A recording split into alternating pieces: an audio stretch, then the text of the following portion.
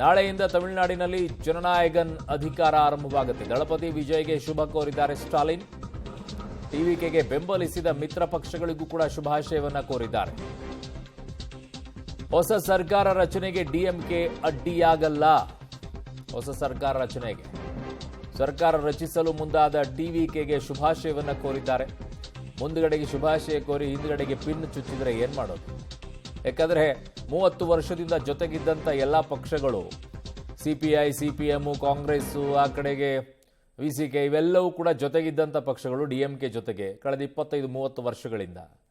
ಅವೆಲ್ಲವೂ ಕೂಡ ಈಗ ಟಿವಿಕೆಗೆ ಹೋಗಿವೆ. ನಾಳೆ ಅಲ್ಲಿಂದ ಕೂತ್ಕೊಂಡು ಸೂತ್ರಧಾರಿಯಾಗಿ ಸ್ಟಾಲಿನ್ ಆಟ ಆಡಿಸ್ಬಿಟ್ರೆ ಎಂತ ಮಾಡೋದು ಅಂತ ಪ್ರಶ್ನೆ ಈಗ ಅವರಿಗೆ ಬರುತ್ತೆ, ಸವಾಲುಗಳು. ಹಾಗಾಗಿ ಅವರು 1 ವರ್ಷದೊಳಗಡೆ ಬೇರೆ ಪಕ್ಷದಲ್ಲಿರುವಂಥ ಶಾಸಕರನ್ನ ಆಪರೇಷನ್ ಮಾಡಿ ತಮ್ಮದೇ ಪಕ್ಷದ ಇದರಲ್ಲಿ ನಿಂತು ಗೆಲ್ಲಿಸ್ಕೊಂಡು ಬಂದರೆ ಒಂದು ಆಗತ್ತೆ. ಆವಾಗ ಯಾರಿಗೂ ಕೂಡ ಅಂಜಬೇಕಾಗಿಲ್ಲ, ಯಾರಿಗೂ ಭಯ ಪಡಬೇಕಾಗಿಲ್ಲ.